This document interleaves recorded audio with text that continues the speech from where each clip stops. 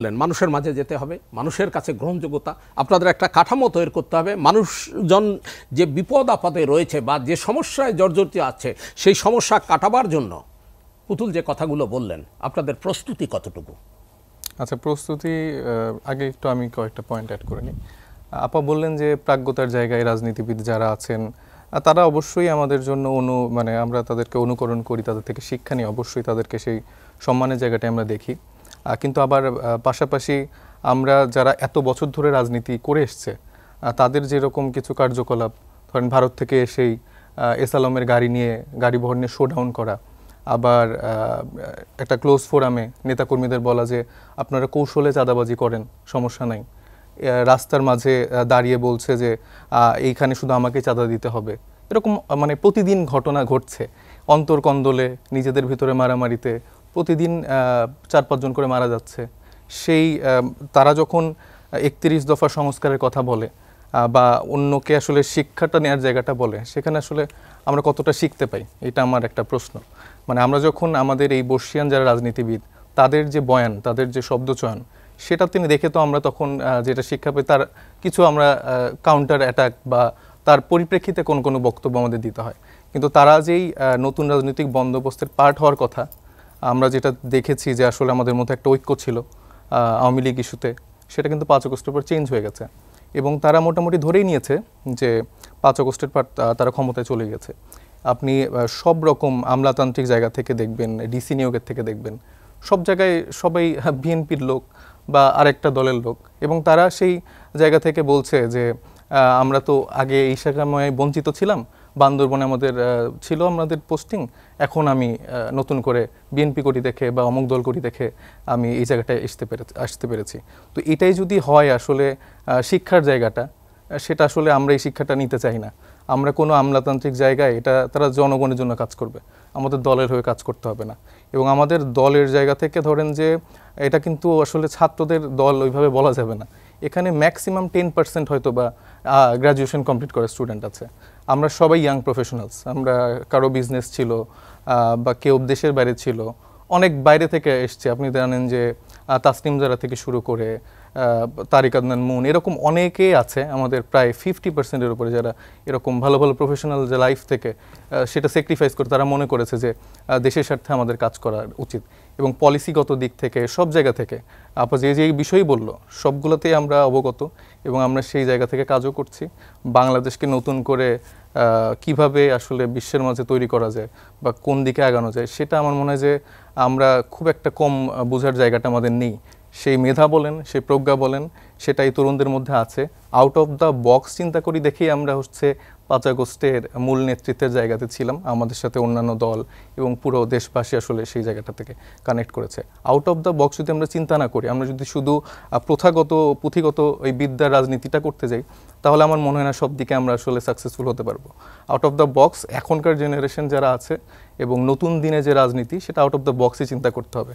তবে প্রজ্ঞার জায়গা থেকে আমরা অবশ্যই যারা প্রবীণ যারা রাজনীতি আছে তাদের যে চিন্তাধারা আছে সেটাকে আমরা মূল্যায়ন করব। সেটা সংমিশ্রণে আমাদের নতুন রাজনৈতিক বন্দোবস্ত হবে, এটা আমরা বিশ্বাস করি। এই বিষয়ের উপর আপনি কি বলবেন?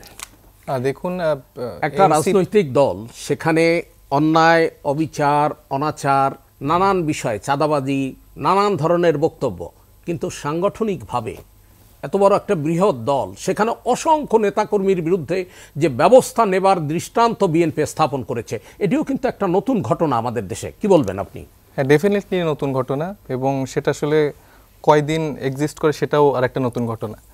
7 দিন, 1 মাস, আবার 5 আগস্ট পরবর্তী যে বন্দোবস্ত, তারও একটা এটা কিন্তু ইতিবাচক ফল।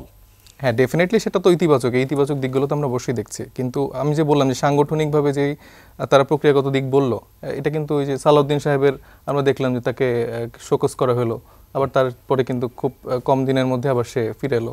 এবং অন্যান্য নেতাদের ক্ষেত্রেও আপনি যদি লিস্টটা একটু চেক করেন, একটা ব্যাখ্যা কিন্তু উপস্থাপন করেছেন, একটা লিখিত বক্তব্য দিয়েছেন, সরি বলেছেন, উনি জানতেন না গাড়ির বিষয়, সেই বিষয়টাও কিন্তু স্পষ্ট করেছেন মিডিয়ার সামনেই তিনি। যে তার মতো এত বড় নেতা যদি এই বিষয়গুলোর খেয়াল না করে আসলে শোডাউন করে, সেটা দুঃখজনক। তার থেকে তো আমরা আরো শিক্ষা নিব। এবং অন্যান্য যেসব নেতার কথা বলছি, এখন লিস্ট ধরে যদি আপনি দেখেন, খুব বেশি দিন এটা এক্সিস্ট করে না। এই 7 দিন 8 দিন পরে আবার তারা আগের ফর্মে চলে আসে। সো এইটাও নতুন আর কি। তো এই আইওয়াশ বাংলাদেশের মানুষ এখন আর দেখতে চায় না। আগে এই ধরনের আইওয়াশ হয়তো চলতে পারতো, বাট এখনকার যারা আছে তারা আসলে খুব সচেতন, এই বিষয়গুলো তারা খুব ইজিলি নোটিস করতে পারে। আর হচ্ছে বিএনপি যেভাবে আমাদের জাতীয় নাগরিক পার্টি বা অন্যান্য দলকে ইলেকশনের ব্যাপারে মুখোমুখি করে দিচ্ছে, আসলে তো তা না, আমরাও তো ইলেকশন চাই। আলটিমেটলি একটা গণতান্ত্রিক চর্চার ক্ষেত্রে সবথেকে মানে লাস্ট যেই হোপের জায়গাটা সেটা তো ইলেকশন।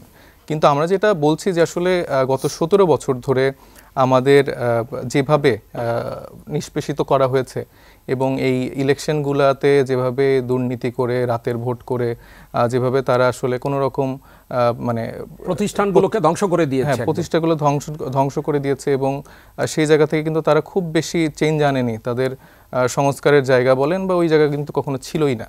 তো যখন আমরা নতুন প্রজন্মরা বা যারা এখন সম্মিলিত হয়ে সবাই প্রবীণ যারা আছেন এবং আপামর দেশের মানুষ, তারা জাস্ট চাচ্ছে বেসিক কিছু পরিবর্তন, বেসিক কিছু সংস্কার। এমন না যে সব সংস্কার একবারে চাচ্ছে।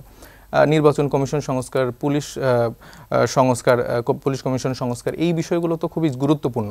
এগুলো সংস্কার করা ছাড়া আসলে আমরাও তো আসলে সন্দিহান যে একটা নির্বাচন আমরা সুষ্ঠুভাবে পাবো কিনা। কারণ এখানে অলরেডি কিন্তু আমরা দেখতে পাচ্ছি যে সেই পাওয়ার প্র্যাকটিস, পাওয়ার পলিটিক্সের জায়গাগুলো তৈরি হয়ে গিয়েছে এবং বিএনপি দাবি করছে যে তারা আসলে সর্ববৃহৎ দল। ঠিক আছে, বর্তমান প্রেক্ষাপটে তারা সর্ববৃহৎ দল, তাদের সেই সাংগঠনিক স্ট্রাকচারের জায়গা আছে, কিন্তু আমি যেটা বলতে চাচ্ছি যে মানুষ কি তাদেরকে ওইভাবে আপন করে নিতে পারছে কিনা। কারণ আমি যখন গ্রামে যাচ্ছি তারা আসলে সেই জায়গা থেকেই হতাশা ব্যক্ত করছে যে আমরা তো আগের মতোই আছি, আগে হয়তো এই দল আমাদের থেকে চাঁদা নিত, এখন নতুন করে আরেকটা দল চাঁদা নিচ্ছে।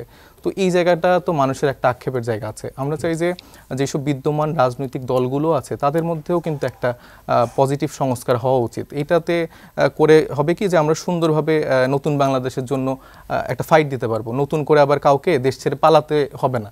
আমরা চাই যে একটা সহাবস্থানের সাথে আমরা প্রত্যেকে সুন্দর একটা গণতান্ত্রিক চর্চার মাধ্যমে বাংলাদেশের ওই জায়গাটায় আমরা পৌঁছাতে পারবো, যেটা আসলে 5 আগস্টে এত মানুষ শহীদ হয়েছে, আহত হয়েছে, সেই জায়গাটা তাদের যে সম্মানের জায়গাটা সেটা রক্ষা করা হবে। এবং আরেকটা বিষয় যে বিএনপির আপা বললেন যে সংস্কারের তাদের যে 31 দফা সংস্কার সেটা আসলে সব কিছুই এর মধ্যে চলে এসছে। এই রকম কথা ধরেন যে এর আগেও ধরেন 90-এর পরে আমরা দেখেছি 3 জোটের যে রূপরেখার জায়গাগুলো ছিল বা মানুষকে যেই হোপগুলো সে সময় রাজনৈতিক দল দিয়েছিল সেটা কি আলটিমেটলি বাস্তবায়ন হয়েছে? সেই সময় কিন্তু আওয়ামী লীগের যারা ছিলেন, বিএনপির যারা ছিলেন বা জাতীয় পার্টি যারা ছিলেন, মানে তারা কিন্তু আবার এই এরশাদকে সে কিন্তু মৃত্যুর আগ পর্যন্ত রাজনীতি করে যেতে পেরেছে। সেই দলগুলো আসলে কি ভূমিকা রেখেছে? কি এখনও দেখবেন যে বিএনপি কিন্তু আওয়ামী লীগ প্রসঙ্গে কিন্তু একদম স্ট্রিক্ট কিছু বলতে পারছে না। তারা পলিটিক্যালি চিন্তা করছে যে আওয়ামী লীগের এই 20% বা 30% ভোটটা কোন দিকে যাবে, মানে এত ইকুয়েশন করে তারা যেভাবে আওয়ামী লীগকে দেখছে এটা দুঃখজনক। মানে আমরা আসলে ওই রকম মানে বাজারের চিন্তা করে আসলে আমরা পলিটিক্স করতে নামিনি। আমরা আসলে অ্যাকচুয়ালি পাবলিকের পালসটা বুঝতে চাই বা বুঝে আমরা রাজনীতিটা করছি।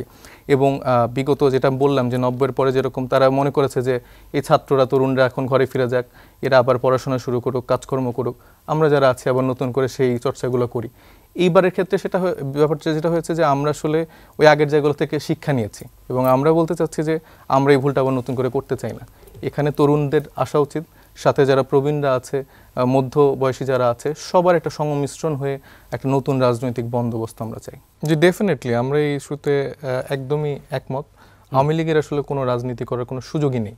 এই দল যারা সমর্থন করে এবং এই 17 বছর ধরে যারা এই ফ্যাসিজমকে আসলে চর্চা করতে সুযোগ দিয়েছে তাদেরকেও আসলে কাউন্সিলিংয়ের মানে মেন্টালি কাউন্সিলিং করা উচিত। এবং এই দলকে কোনোভাবে যারা এইভাবে গণহত্যা চালিয়েছে এবং এই 17 বছর ধরে গুম খুনের একটা ভয়ঙ্কর একটা চিত্র বাংলাদেশকে দেখিয়েছে, তাদের কোনো রকম রাজনীতি করার সুযোগ বাংলাদেশ পরিপূর্ণ রাজনীতি নিয়ে আসতে হবে। কি বলবেন? যে আমার শ্রদ্ধেয় বড় আপা আমাদেরকে হয়তো একটু বেশি আন্ডারএস্টিমেট করছে, আমাদের সক্ষমতা সম্পর্কে হয়তো সে অবগত নয়। তবে আমি আশা করছি খুব শীঘ্রই তার সেই চিন্তাটা মানে ভেঙে যাওয়ার সম্ভাবনা বেশি। কারণ আমরা যেভাবে মাঠে কাজ করছি এবং আমাদের যে প্রবলেম সলিউশনের যে চিন্তাটা বা পলিসিগত দিক দিয়ে আমাদের চিন্তাটা খুব শীঘ্রই আসলে দেশবাসীও দেখতে পারবে। আবার সংস্কার কমিশনের কাছে আমাদের যেগুলা দাবি দেওয়া পেশ করা যে সংস্কারগুলোর জায়গাগুলো ছিল ওগুলো উনি একটু পড়ে দেখলেও আমি মনে করি যে উনি বুঝতে পারবে যে আমাদের সেই চিন্তাটা কতটুকু আছে বা কতটুকু গভীর। আর বিএনপির জায়গা থেকে তো আমরা দেখেছি যে আসলে এই সংস্কার কমিশনের মোটা দাগে কোনো উল্লেখযোগ্য সংস্কারের সাথে কিন্তু তারা ওইভাবে চায়নি। তারা বরঞ্চ ৭১ না ২৪ এরকম কিছু কিছু ন্যারেটিভ বাজারে ছাড়ার চেষ্টা করছে, মুখোমুখি করানোর চেষ্টা করছে, হুইচ ইজ মানে অ্যাবসলিউটলি মানে আমার কাছে খুবই মানে খারাপ লেগেছে যে এই বিষয়গুলোকে তারা কেন মানে ক্যাশ করার চেষ্টা করছে। আর আমার মনে হয় যে এই জায়গাগুলো থেকে আসলে আমাদের চিন্তার জায়গাটা চেঞ্জ করা উচিত, পরিবর্তন করা উচিত। নতুনদের ক্ষেত্রে তাদের যে এরকম চিন্তা সেটা অ্যাবসলিউটলি রং, এবং গণপরিষদ নির্বাচন যে জায়গাটা আছে ওটা আমাদের অবশ্যই চিন্তা করা উচিত। কারণ এই যে আমাদের সংবিধান ছিল সেটা আসলে এই সংবিধানের উপর ভর করেই কিন্তু মানে এটাকে আমরা বলতে চাই যে একটা মুজিবীয় সংবিধান, এবং সাম্য মানবাধিকার যে 4টা মূলধারার ভিত্তিতে আসলে আমাদের এই সংবিধানটি রচিত হয়েছে, সেই জায়গায় কিন্তু আমরা দেখিনি সেটা প্রতিষ্ঠিত হয়েছে। বরঞ্চ শেখ মুজিব উনি কিন্তু একটা ফ্যাসিবাদ প্রথম কায়েম করেছে, এবং বাকশাল কায়েমের মাধ্যমে বাংলাদেশের মানুষ দেখতে পেয়েছে আসলে প্রথম ফ্যাসিস্টকে, এবং তারই ধারাবাহিকতায় কিন্তু এই সংবিধানকেই কিন্তু অন্যান্য দলগুলো ব্যবহার করার সুযোগ পেয়েছে। আর সেই সুযোগে ধরেন যে আমাদের ক্ষেত্রে বলছে আমরা কিংস পার্টি বা ক্ষমতায় থেকে দল গঠন করা, which is absolutely wrong. Nahid Islam সে পদত্যাগ করে মানে এই পর্যন্ত এরকম কোনো উদাহরণ আছে কিনা আমি জানি না, আমার যদি জানার অজ্ঞতা থাকে আপনারা একটু কারেকশন করে দেবেন। আমি জানি না যে বাংলাদেশে এখন পর্যন্ত কোনো এরকম পজিশন থেকে কেউ পদত্যাগ করে জনতার কাতারে নেমে এসছে। বরঞ্চ আমরা দেখেছি যে ক্ষমতায় থেকে অনেকে দল গঠন করেছে, তাদের ওই কনসেপচুয়াল জায়গা থেকে হয়তো বা তারা সবাইকে চিন্তা করে। তো আমি বলবো ওই চিন্তা থেকে বের হয়ে এসে আপনার যারা সহকর্মী বা সহযোদ্ধা আছে তাদের একটু সম্মান করাটা আমার মনে হয় যে এখন উচিত। ঈদের পরবর্তী রাজনীতিতে আরও কোনো আশঙ্কা আপনাদের আছে? জি, আমরা তো যারা বিভিন্ন এলাকায় যাচ্ছি তাদের তো সবাইকেই হুমকি ধামকি দিচ্ছে আর কি। এই নাসিরউদ্দিন পাটোয়ারি সাহেব আমাদের উনি যখন চাঁদপুর এলাকায় গিয়েছেন ওখানে কিন্তু মানে ওপেনলি ফেসবুকে আসলে তাদেরকে হুমকি দেওয়া হচ্ছে, সেখানকার স্থানীয় ছাত্র দলের নেতারা, বিএনপি নেতারা হুমকি দিচ্ছে। এবং আমরা যারা যাচ্ছি আমাদেরকেও আসলে সবাইকেই মোটামুটি একটা হুমকি ধামকি দেওয়া হচ্ছে যে এখানে কোনো রাজনৈতিক যে পথ চলা আমাদের এলাকাগুলোতে সেটা আসলে তারা হতে দিবে না। তো এই জায়গাগুলোতে আসলে আমরা খুবই আশাহত হচ্ছি, কারণ আমরা তো চাই যে আমরা সবাই মিলে আসলে নতুন বাংলাদেশটা করব। এখানে বিএনপির যে ভাইটি আছে, আমরা আছি, আমরা একসাথে আসলে পথটা চলবে। এখানে তো আসলে দ্বিমতের জায়গা নেই। যে এইভাবে আমরা একই সাথে হাসিনার পতনটা ঘটিয়েছিলাম সেভাবেই আসলে আমাদের এখন রাজনীতিটা হওয়া উচিত বলে আমি মনে করি। কারণ এখানে বিভাজন হলে কিন্তু ওই শক্তিগুলো আবার নতুন করে আসার সুযোগ পাবে। এবং আমার শ্রদ্ধেয় বক্তা যিনি ছিলেন উনি যেই আমলাতান্ত্রিক জায়গাগুলো বললেন সেই জায়গায়ও কিন্তু একটা মানে দলীয়করণের যে কালচারটা, এটা থেকেও আমরা মনে করি যে আমরা বের হতে চাই।